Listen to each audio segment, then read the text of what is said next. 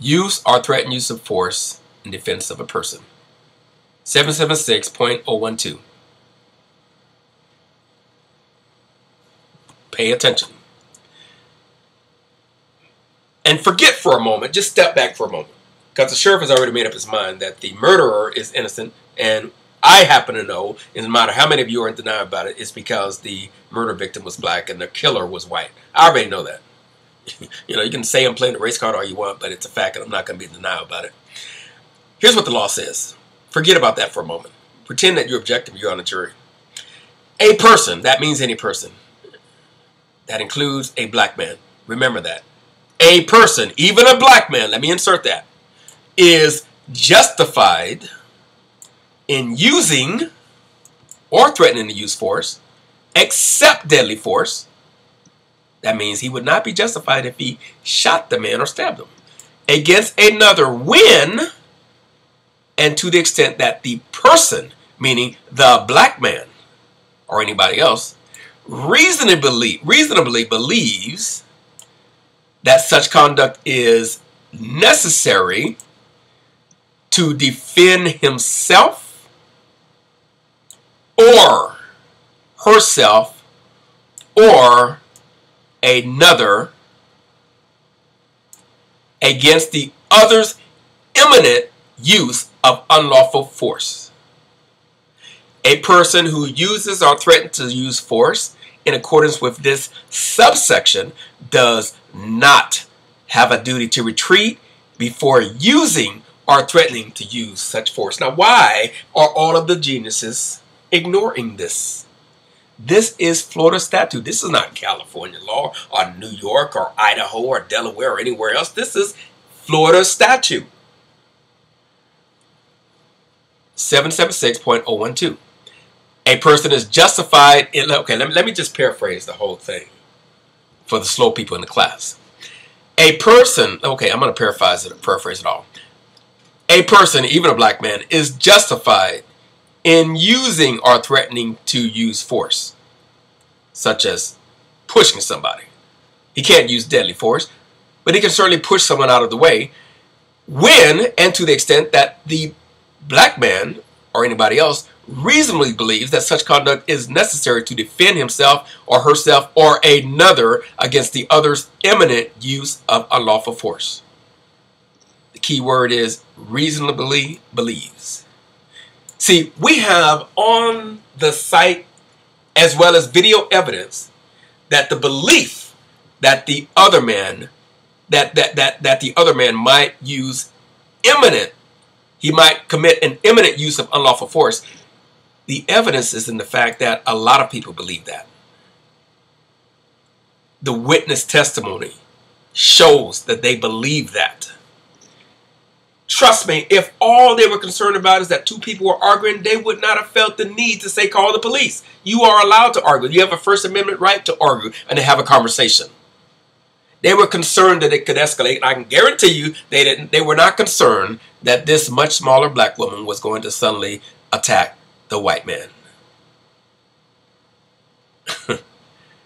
So if they are allowed to believe that, and if we see that it's reasonable that they believe that, so much so that they said call the police, so much so that other people either they quickly separated themselves from the location because they thought that the imminent use of force was a possibility, then why is not the one person who actually knows her, cares about her, and loves her, the father of her children, her boyfriend, why is he not allowed to believe that there is a possibility? Why is he not allowed to reasonably believe that there is a possibility that the other person might commit an imminent use of unlawful force? And the law says because he reasonably believes that, he is therefore justified in using or threatening to use force other than deadly force. So the law basically says, based upon the perception, the reasonable perception, the reasonable belief that force was imminent against his girlfriend, he could have cold cocked the guy and knocked him out. It just says he could not have beat him to death. He could not have used deadly force, such as cracking him upside the head with a baseball bat or an iron pipe, or shooting him with a gun. He didn't do any of that. He simply pushed the guy. And the sheriff is trying desperately to convince the ignorant public. He's not trying to appeal to the intelligent public because he knows that won't work. He just needs enough ignorant and unintelligent people that are a part of the public to believe his false narrative. So we have to wonder, why is he so passionate about this? Now, number 2, a person is justified in using or threatening to use deadly force. Now, this is deadly force. This is what the other guy used, deadly force, a gun. If he or she reasonably believes, because these are 2 different levels of force, that using or threatening to use such force is necessary to prevent, here's what the law says, this is Florida statute, to prevent imminent death or great bodily harm to himself. Let's stop right there. So let's say that based upon their individual perceptions, they both reasonably perceive that imminent force was a possibility. They both reasonably believe that. You see, the only thing that would justify the shooting would not be the fact that he was pushed 4 to 5 seconds earlier. I'm sorry. The law basically says if you can't go back to somebody that bullied you and punked you and took your lunch money when you were in kindergarten and go back and use deadly force to defend yourself for something that happened when you were a child, or something that happened yesterday or 5 minutes ago. That's not self-defense. That's retaliation, which is not allowed under the law. Imminent death or great bodily harm. Imminent, okay, you know what? Let's, in case you don't know, I realize what I'm working with a lot of times. I'm going to show you what imminent means and why this statute does not apply to the shooter. But it does apply to the shootee, the victim. Imminent means likely to occur at any moment. At any moment.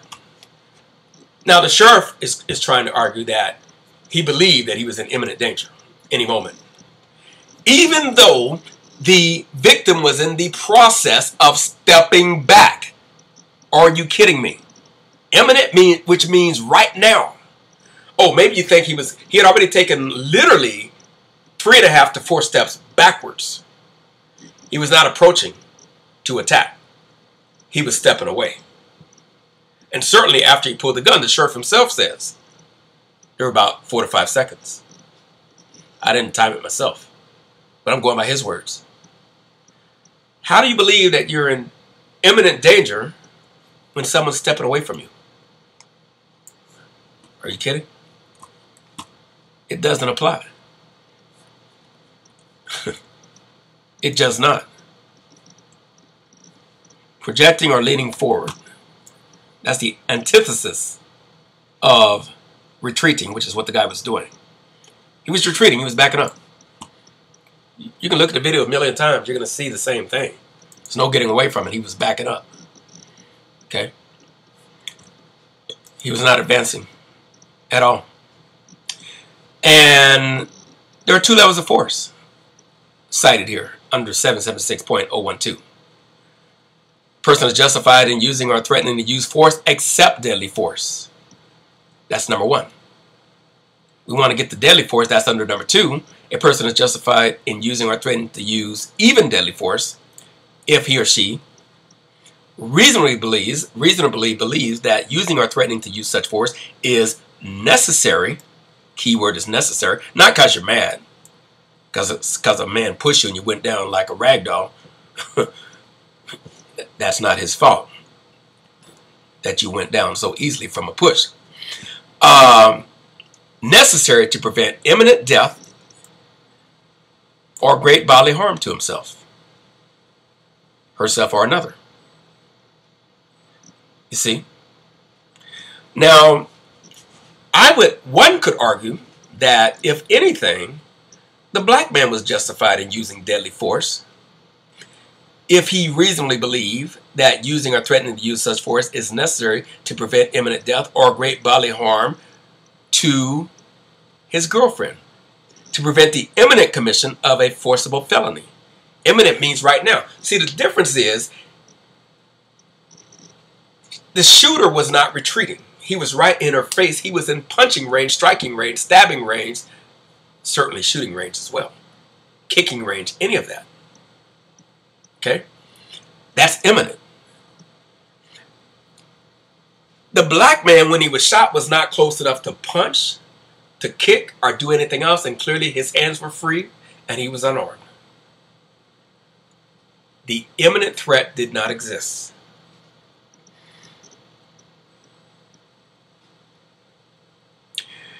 Under Florida statute, the black man who was murdered would have been more justified in pulling his gun and shooting the other guy than this guy was. And I don't think anyone would be justified in pulling a gun in this situation.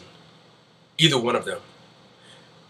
And I would think, and I would argue possibly, that if the black man had just ran up to the situation and started punching the other guy, or even if he punched him one time, I would think that the law does not allow him to do that. I would think it was more force than what was necessary. It's understandable that you were concerned that she was in imminent danger. And if you gave me a hypothetical scenario, I would suggest that if someone says, well, what should a person do? I would say, well, separate the two of them so that the imminent danger is no longer present. Neutralize the potential threat. There's several ways you could do that, and it's done every single day. And nobody gets killed. When two people are in their face and it looks like there's an imminent threat by either one of them, that one of them might punch the other one at any moment. It doesn't matter who you perceive the aggressor is, or who started it, or who's bigger, or who's smaller, or who you're trying to protect. If you want to neutralize the threat, you don't injure anyone. You separate them. You can separate one of the parties. That means if you separate one party physically, you can grab them and pull them back, or you can push them away. It's done every day. That's exactly what this guy did. Okay? Oftentimes, and any of us who have ever witnessed a fight know this, if you grab one person, particularly the person who is smaller, and you try to pull them away, so often that is when the other person strikes them, because now they have been immobilized and they're less able to defend themselves. It would make more sense that whoever you believe the aggressor is, you prevent them from being able to strike. And that's exactly what the guy did. He pushed the guy. He shoved him. He did not slam him to the ground like this ignorant sheriff wants you to believe. And of course, he selectively is using that language. Slammed him to the ground. He wants so bad to be able to say something else. So he said, how can we take a push and a shove and make it sound more deadly and threatening and violent than it actually is? Now, let's talk about section 776.032, immunity from criminal prosecution and civil action for justifiable use or threatened use of force. A person who uses or threatens to use force as permitted in section 776.012 or 776.013. And let's revisit those. 013 is home protection, does not apply. 012 has subsection 1 and subsection 2. Subsection 1 is what justifies the use of force other than deadly force. Subsection 2 is what justifies the threat or the use of force, including deadly force. And what's most important, the use of force is one thing. Stand your ground is defending yourself and your ability to basically stand there and not run. You can actually fight back. Has nothing to do necessarily with a gun. It means defend yourself by whatever means is reasonable and necessary under the circumstances. And it does make a distinction. Deadly force is only covered under subsection 2. You have to reasonably believe that using or threatening to use force is necessary to prevent imminent death. The guy has got to believe that, hey, this guy pushed me and I fell down and he's about to kill me. Really? If he had a gun, I can understand why you might believe that. If he had a knife. If he said, I'm about to kill you, or anything else. But what did he do after he pushed you? He stepped back. So where is this belief that imminent death, that death was imminent, or great bodily harm? In order to commit great bodily harm, he has to be approaching you. He has to approach you. He has to bridge the gap. If you had not shot him, he would have removed himself and separated himself even more from you. He was clearly backing up. Anyone who cannot see that is not fit or qualified to sit on a jury. You're certainly not fit or qualified to be a police officer, a sheriff, a litigant, or anything else. You're not a jurist.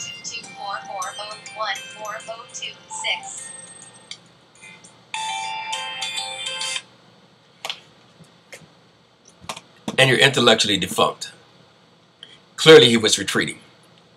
Again, deadly force is only justifiable under the Stand Your Ground law, chapter 776 in Florida, when you reasonably believe, I'm not going to say feel, I'm going to use the legal language, you reasonably believe. Now he could say he believed it all he wants, but the question is it reasonable that you believed that you had to shoot this guy in order to prevent him from killing you or causing you great bodily harm, even though it is inarguable and beyond dispute and indisputable that he was backing up from you before you pulled that trigger?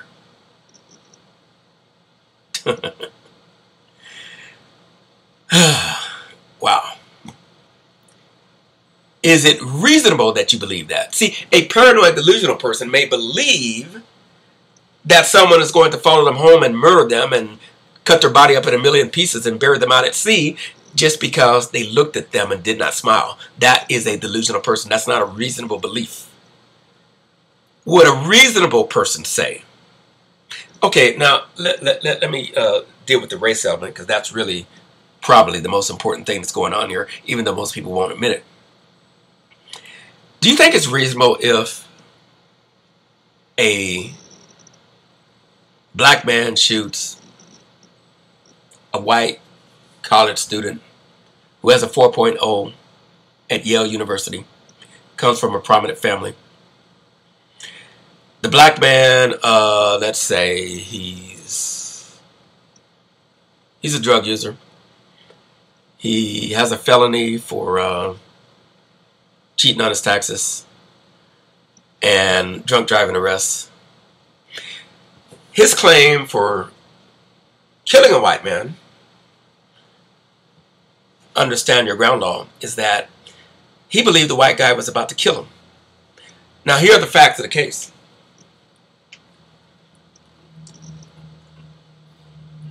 The white man came out of a store. His girlfriend should have been inside the car waiting for him to return with their child, their baby. He sees a big black dude yelling at her, calling her names and in her face, and gesturing aggressively. The black guy's obviously intimidating the white woman, but she's going back and forth with him. Maybe the white woman got out the car because she saw that her white boyfriend was approaching, and she was tired of being cursed out and called racist names by the black man. So she got more emboldened. She stepped out the car. The white guy, the white Yale college student, football player, 4.0, Ivy League, whatever. He doesn't know exactly what's going on, but he sees and believes and perceives that there is an imminent threat and that his girlfriend is in imminent danger. He doesn't say, hey, this black guy who's larger than her is yelling at her, so I'm going to grab something and kill the guy. No, no, no. He doesn't say, I'm going to pull out my gun and shoot the guy because he doesn't have a gun. He doesn't say, I'm going to pull out my knife and stab the guy because he doesn't have a knife. Because he's not a thug. See, thugs carry weapons. I'm not saying everybody that has a concealed carry permit is a thug. But why is it that I can go any place in this world totally unarmed and feel safe? Is it because I'm not a thug, or is it because I'm also a real man and not a coward? Wow. But anyway, the white guy doesn't have these weapons.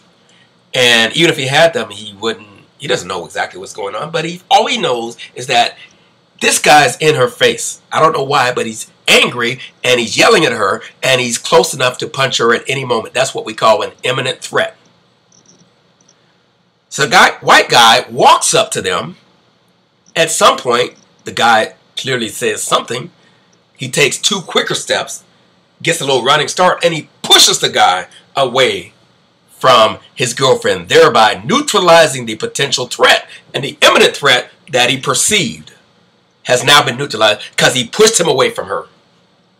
Now, we can deal with this man to man. I don't even know what's going on, but I'm not going to wait until after you've cold-cocked my child's mother, stabbed her, or did whatever you're about to do.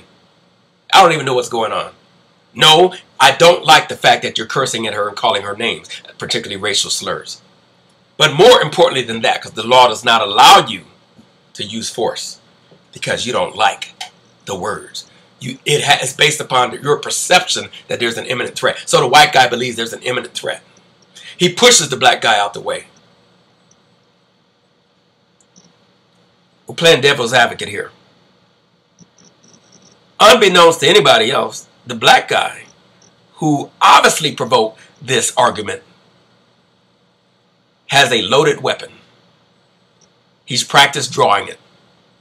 He's made death threats with that loaded weapon previously, as recently as 3 weeks, and the sheriff now says that's not relevant. So maybe the black guy in his mind is saying, all right, this is what I was waiting for, an opportunity. He pulls his gun.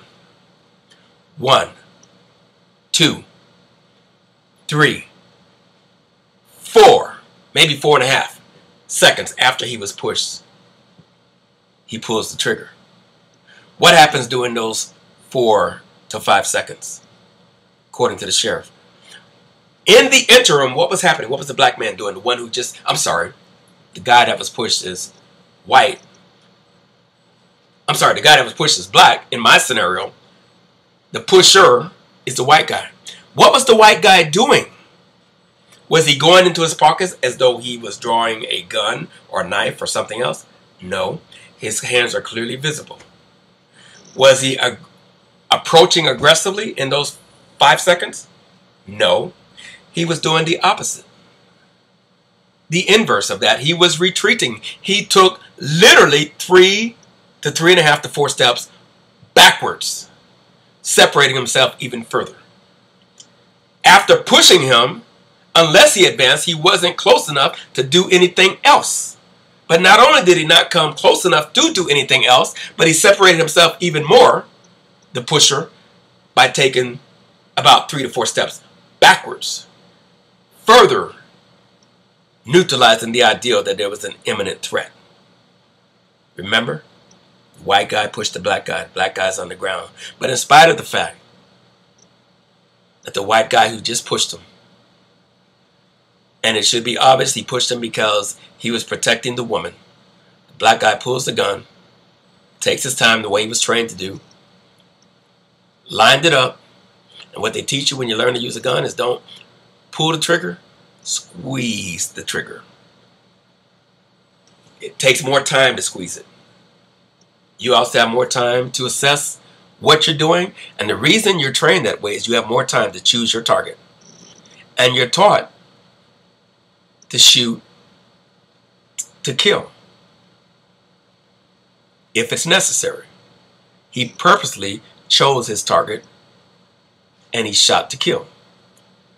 Even though, even under those circumstances, he saw The man is not close enough to do anything to me. His hands are visible. He has no weapon in it. Doesn't appear to be going for a weapon. He's not making any verbal threats. As a matter of fact, he's backing up. But the black guy, in spite of all that, he shoots him, the white guy, the white Yale student with a 4.0 who's on the football team from a prominent family, and he kills him. Now the white guy's dead. How many of you will sit here and lie and say that if that scenario I just gave you, which is exactly what happened, the only difference is I changed the characters. I changed the participants. I made the shooter black and the victim white. How many of you believe that this sheriff, or anybody else, even a black sheriff for that matter, because I wouldn't do it, black guy did that? Oh, I'm sorry. Stand your ground law does not apply to you. He's in handcuffs immediately, and he's charged. And once we get all the facts, he might be charged with premeditated murder. Based on the fact that he obviously was looking for provocation. And I'm saying if the shooter was black, and I'm the sheriff or I'm on the jury or anybody else, no, stand your ground does not apply. If anything, it applies to the white guy who was standing his ground trying to pretend his girlfriend because you were in her face in a threatening way. And his perception is that she was in imminent danger. The law gives him under subsection 2 of 776.012, I'm sorry, subsection 1, the justification of threatening or using force except deadly force. And he did not use deadly force. So he was justified to push you. He wouldn't have been justified to shoot you or stab you. And even if you think, even though the white guy was the provocateur, that he was somehow justified in using force in retaliation against a person who exercised his rights under the stand your ground law, he would only be justified under section 1 to use force except deadly force. See?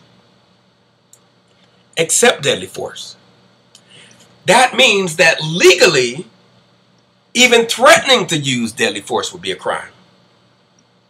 Even pointing the gun at him would be a crime. Now, pulling the gun would not be a crime, because that's not a direct threat. Anyway.